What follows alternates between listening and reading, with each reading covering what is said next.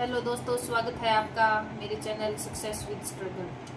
मेरा नाम प्रीतम है और मैं एसआई की तैयारी शुरू कर रही हूँ।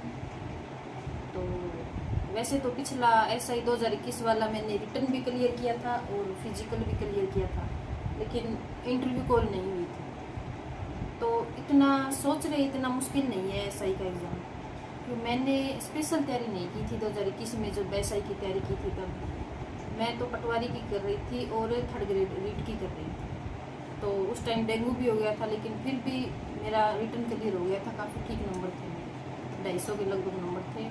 और फिजिकल कॉल हो गया, बढ़िया फिजिकल हो गया। लेकिन इंटरव्यू में क्यों रिटर्न और फिजिकल के जुड़ के फिर इंटरव्यू कॉल होती है मैं, तो इंटरव्यू कॉल नहीं हुई थी। लेकिन उसका कोई दुख भी नहीं है, क्यों मैंने स्पेशल तैयारी की नहीं थी उस टाइम।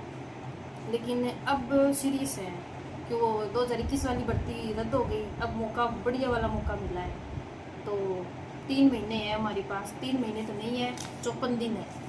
तो 54 दिन में अच्छा खासा सिलेबस तैयार हो जाएगा, मेरा मानना है। कि मैंने उस टाइम नहीं पढ़ा था, लेकिन फिर भी हो गया। लेकिन अब मैं स्पेशल ये पढ़ूंगी तो हो जाएगा। जो भी बहन भाई तैयार कर रहे हैं एसआई की, राजस्थान एसआई की, तो वो डरे नहीं। 54 दिन में भी हम कर सकते हैं। तो मैं आज से अपना शेड्यूल बना रही हूँ, क्या क्या पढ़ूँगी। तो 54 दिन के हिसाब से मैं हर दिन का शेड्यूल बनाऊँगी और हर दिन मैं अपना 100% दूँगी। ये ना हो कि हमें 1 साल नहीं मिला, 1.5 साल नहीं मिला। जो हम 1 साल 1.5 साल में ढीला मस्ती में काम करते ना, वो हम 54 दिन में अपने 100% के साथ और पूरे अपने वो स्टेमिना के साथ हम कर सकते हैं। ये मुझे पूरा भरोसा है। तो आप लोगों को भी अपने पर भरोसा करना चाहिए और आज ही जाइए एसआई का सिलेबस निकलवा के लाइए। मैंने तो निकलवाया है। ये क्या क्वालिटी एजुकेशन है, उसके ऊपर डाला हुआ था पीडीएफ। तो मैंने, क्यों हिंदी में मिलता नहीं है, लगभग इंग्लिश में ही होता है, तो उस पर हिंदी में मिल गया मुझे। और अपना ये आरएस का और एसआई का सेम ही सिलेबस है। तो आरएस का भी फॉर्म भर दिया होगा शायद, अभी तक डेट पड़ी होगी, भर देना। क्यों सेम ही सिलेबस है आरएस का और एसआई का, दोनों का। तो एसआई का फॉर्म तो आपने अपडेट कर ही लिया होगा, तो नहीं किया तो भाई अब क्या बता सकते हो, वो एडिट करना था। चलो ठीक है। तो बिना कोई प्रेशर के हम बिल्कुल फ्री माइंड से तैयारी करेंगे। 54 दिन में मान के चलो, हम 20 दिन में एक सिलेबस एक बार कवर करते हैं, तो 40 दिन में 2 बार सिलेबस कवर हो जाएगा। तो बाकी 14 दिन बचेंगे। 14 दिन में तो 2 बार पढ़ा हुआ होगा, तो 14 दिन में तो ऑब्वियसली आराम से हो जाएगा। तो अब देखो अपने सिलेबस में कितने टॉपिक हैं। ये सिलेबस है एसआई का। तो ये 2024 के हिसाब से, ये वैसे कोई चेंज तो हुआ नहीं है इसमें, लेकिन सही है, हमें यही पढ़ना है। यही आरएस का है और यही एसआई का है, सेम ही सिलेबस है। तो इसमें राजस्थान का इतिहास, कला, संस्कृति, साहित्य और विरासत, इसका है ना वेटेज ज़्यादा है राजस्थान का। जियो पॉलिटी और कल्चर, ये 3 है ना राजस्थान के भर भर के दे रखे हैं। तो राजस्थान के स्टूडेंट है तो राजस्थान का तो आना ही चाहिए। ये तो सही दे रखा है इन्होंने, सही है। जो बाहर के लोग हैं, अदर स्टेट के लोग हैं, उनको ज़्यादा फ़ायदा ना हो, इसलिए हमारे ही फ़ायदे के लिए काम किया है।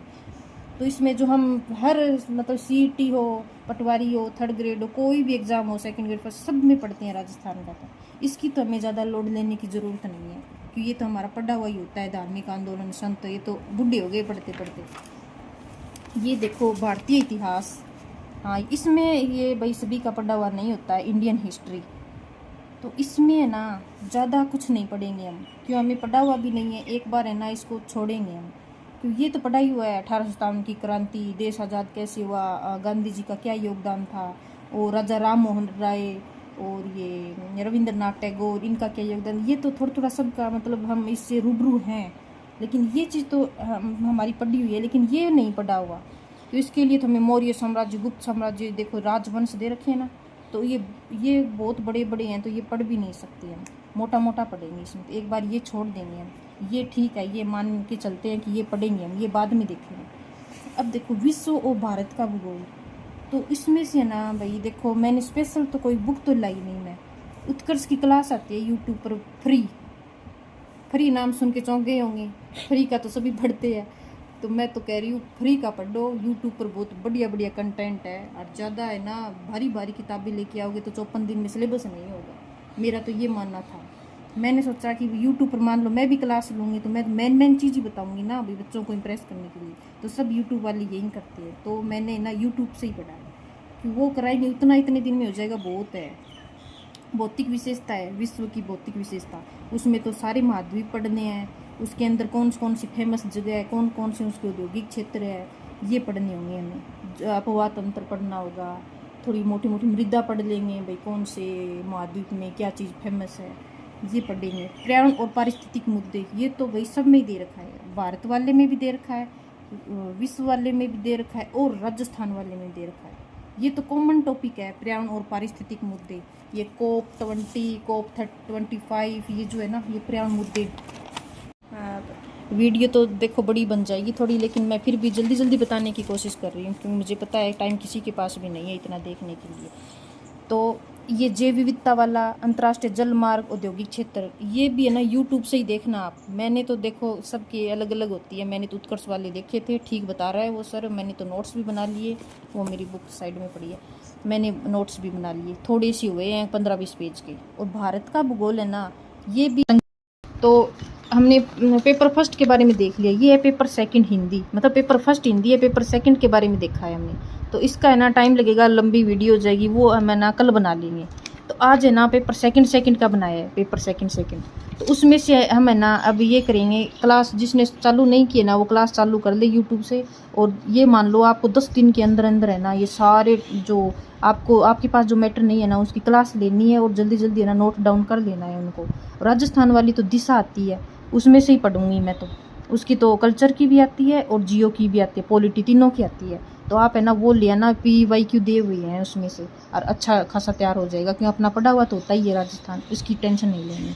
तो एक एक टॉपिक ऐसे करके पढ़ेंगे, ठीक है।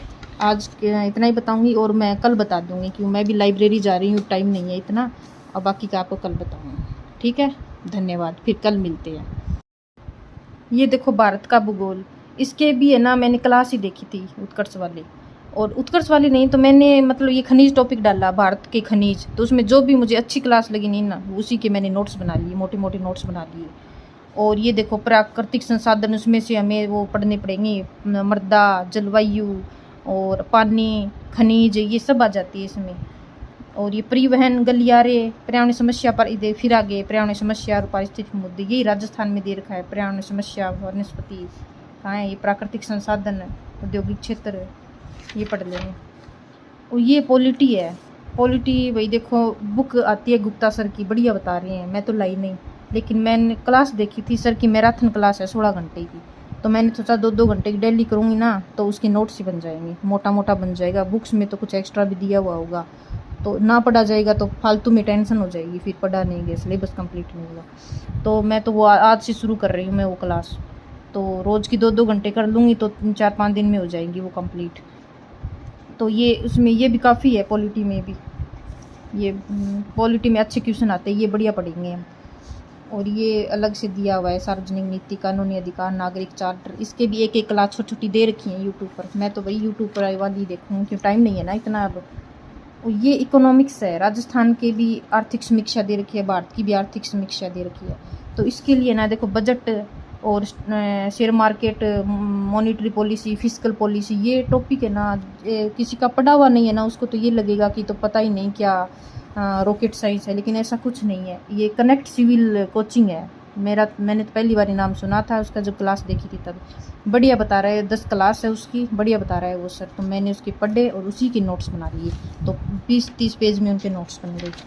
तो राजस्थान की इकोनॉमिक्स आ गई, उसके लिए तो हमें वो लानी पड़ेगी, आर्थिक समीक्षा की आती है ना बुक, 15-20 पेज, वो हम लास्ट में ले आएंगे। ये है साइंस एंड टेक्नोलॉजी, इसके तो ये बता रहे हैं कलाम के ना नोट्स, वो आई हुई है PDF 10-15 पेज की, मैं तो वही ले आऊँगी क्योंकि यूट्यूब से देख के करेंगे, लिखेंगे ना टाइम नहीं है इतना, तो वो लेके आऊँगी मैं।